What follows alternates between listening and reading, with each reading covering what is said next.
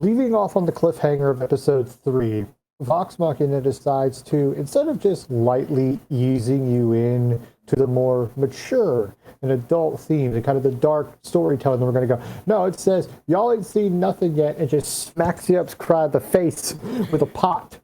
It 100% slaps you across the face. They go full in depth, and they use that R rating. It is fantastic. They increase everything in these next 3 episodes. Characters, to world building, to the relationships, to the animation, to the shadow effects, and experimenting with horror. Oh, I loved that whole attack. Because Vox Machina, this show introduces the idea of wraiths. Yes. And if you play any type of RPG or fantasy, you get the idea of wraiths. They're like undead spirits. This was the first show that I've watched that I legitimately came across the idea of like, no, wraiths are fucking scary. So here's the thing. As a person who, honestly, like, just side note, I've watched 10 hours of Critical Role, and since watching this show last week, I have gone full in. Welcome to the critter home, neighbor. I have gone full in, and the fact that I didn't know what these creatures were.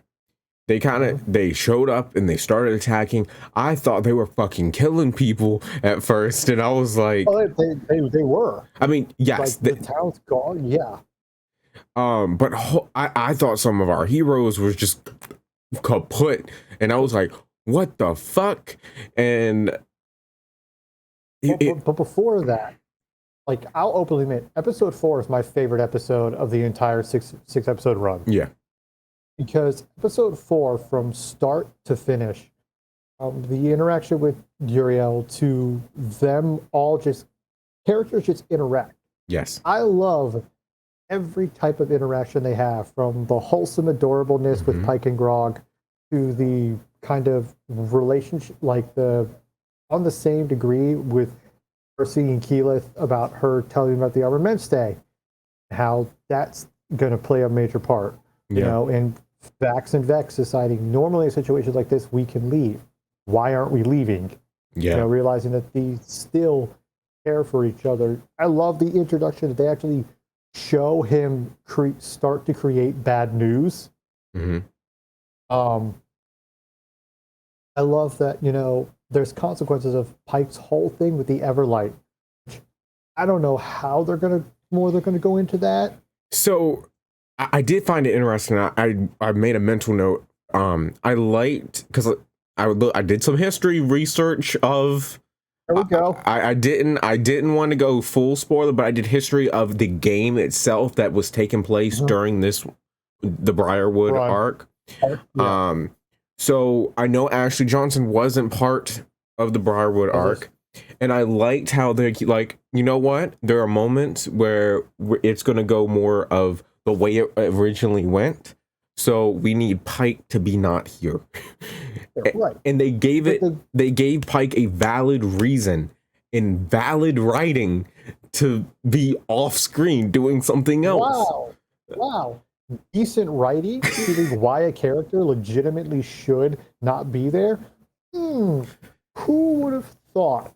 I know we've dealt with some bad writing in the past, but holy crap. Just that, them going off of that, them just fully extending with the fight scene with the Wraiths, to then them heading to Whitestone, and them just showing you the idea of what Whitestone was, what it was gonna be, but still having those character interactions. And ending the 4th episode with that group of people hanging from the sun tree.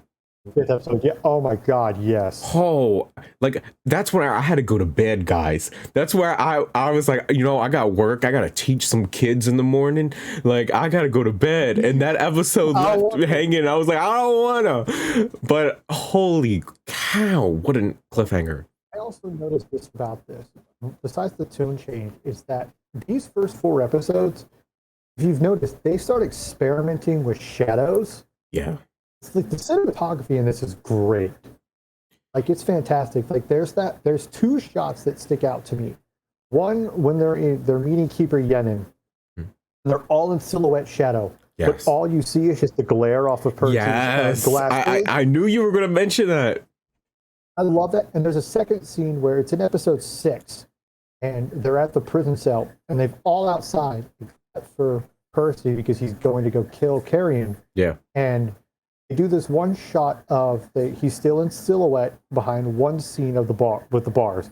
Yep. He crosses a pillar and he has the mask on, but it's still behind the bars.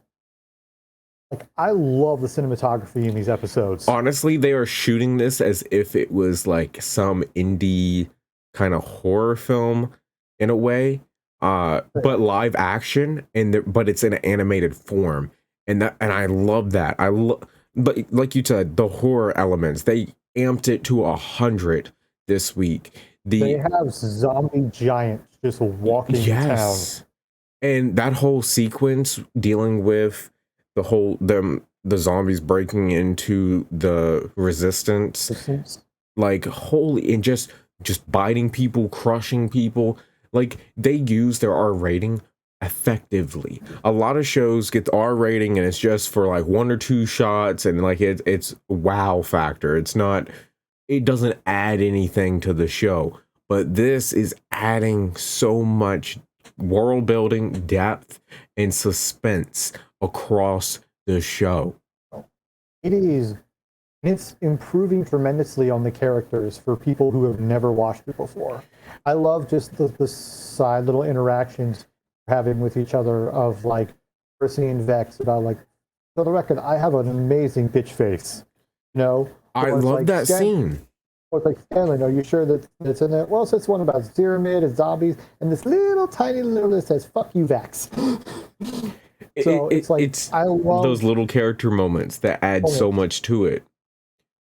I do have some complaints. Yeah. And I even like that they leave off on a good cliffhanger of you find out, no wait, Percy's not the only Rolo alive. Mm-hmm. Blew my fucking mind. Oh, it's great. I love it. I'm going to be fascinated to see how they handle that. I was like, oh my God. Like, and it just took, it literally took me a minute to compose myself, to figure out, just mentally accept that scene. I had to go back and watch it because I was like, there's no way. What the fuck? How? Now, when it comes to negatives, I just kind of want to know, like, generally, we've talked a lot of positives. Yeah. Obviously, there might be some negatives. I know there's one for me, and this is just me being the fan. It's kind of sticking out, is that they're limited to 30 minutes. And I understand that. This is time constraint compared to a 4-hour, session. Yeah. One of the biggest ideas is that because I love Percy so much as a fan, is they're fine-tuning kind of his backstory. Like, one of the more really confusing moments that to me is kind of stuck out that I know, but I know someone like you or who's watching has no idea. It's that when they're in the 5th episode, when they're all going to sleep, he's just sitting there with the smoke pouring out, and he's cocking the chamber of his gun. Yeah. If you look on every chamber, there's a name written. Yeah. The D&D session kind of explains what each of those names are, why they're there.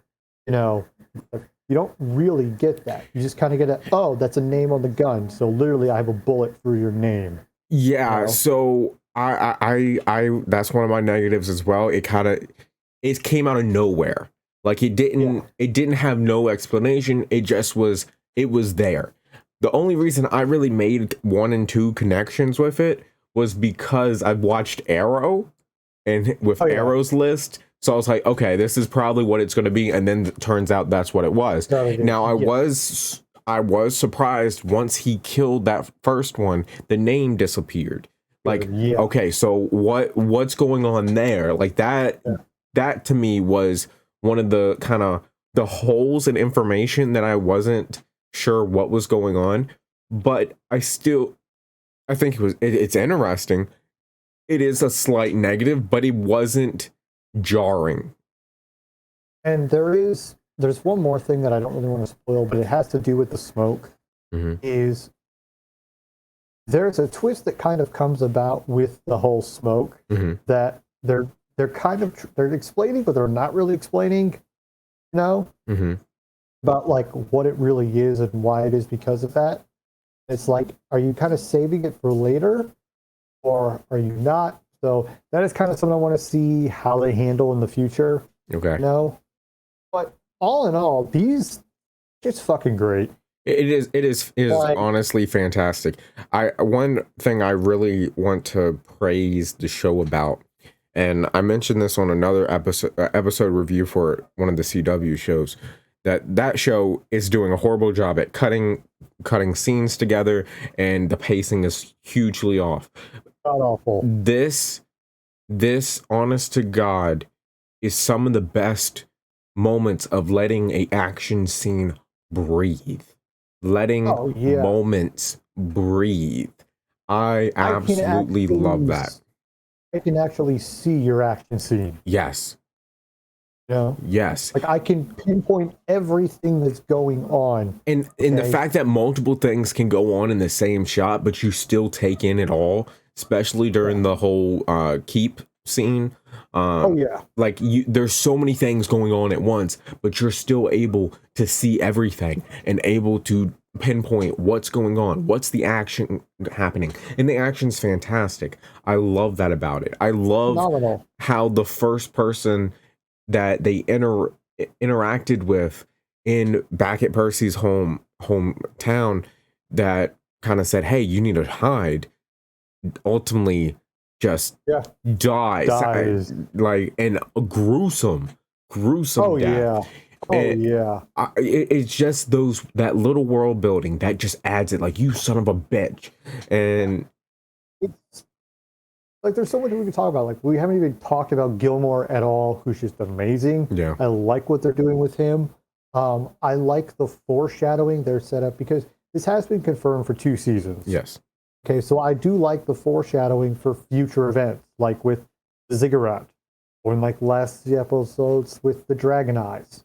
You know, this is really cool, and it's fun, and it's great to see not only these Easter eggs, but it's great to see that there is a plan in motion. Yes. You know, so many of these shows you watch, it's like, okay, I guess, you know. Yeah, but you don't know where it's going to be going, and but it's like you have the material. And you have a plan to what you want to do with that material. Yes, and I think it is so well done. Like there's not been a lull in an episode ever, and I think that really shows the benefit of having a 4-hour session crammed down to 27 minutes. And marathoning at midnight, and like the next day, I'm already trying to find out scenes about that I liked or that I just want to rewatch. Yeah, and that's honestly one of the big things about this show. Like, you get sucked in and you want to know more. Like, that's I literally went on a binge for like 5-6 hours one night of last weekend, just trying to learn about the characters, learn more about the world, learn more about the sessions, the Critical Role. Like, I've now ended up on Critical Role YouTube, where I just get recommended Critical Role videos. My YouTube shorts of Critical Role. Like, welcome to the tribe. Like that's it's so interesting. That is what a show should do. Yeah. A show should, whether you're a fan or you're not, it should be entertaining enough to make you want to go. If a show is good enough, it should make you go, okay, I want to see more of that. Yes. Let me try to consume more media. And that is why the show is we just need more of it. Like, I hate that we have to wait a week. I know. I'm counting down every day. I'm like, it's Tuesday. I'll like every day it's Thursday. I'll hit you up. I mean, like, it's Thursday. You know what that means. And I watched Critical Role live this week. Like, oh God, it like, so much about the show is just so enjoyable. Overall, though, what would your rating be for these 3 episodes? This is damn near stronger than the last 3. Yeah. Immensely. Yeah. Like going into episode 4. Episode 4, I think, is better than all 3 of them combined. True. I love that it's all those first 3. Okay, that's nothing. That just shows the quality of the show. Yeah. I'm interested to see how they handle. They've got like 12 or 11 episodes total. Yeah. So We're about like halfway through, I think. Halfway through. Yeah. Another 3 that gets dropped next Friday. So it's how they kind of wrap all this up. And how they move forward. How they move forward. Well, forward and where they want to go from there. This is an A. I wholeheartedly, this is, I don't even have to think about this. This is the easiest, here's an A you will ever probably get from us. Yeah, it's that 9.5 out of 10.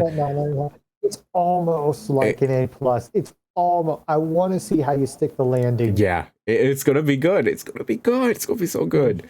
But guys, we want you to join us on this journey. The support we got from last week's Vox Machina review is insane. Y'all beat Superman. Y'all beat Superman. So Superman's ass came out of nowhere, just fucked him up. So we want to see that support again on this episode. Make sure you hit that subscribe button. We will see you next week. Next Friday. I almost said Thursday night. I ain't doing this at midnight. This ain't no WandaVision. It's one of those that I watch it as soon as it drops. And if I didn't have work, I would be taking notes and having that review. That's the only bad part about it is because it comes out at midnight. Yeah. So it's like I'm already tired as it is. And thank God it's 3 episodes. Yeah. You know, because I can watch 3 episodes. But we hope to see you next week for more Vox Machina. Holy shit, guys. Beat Superman again, please.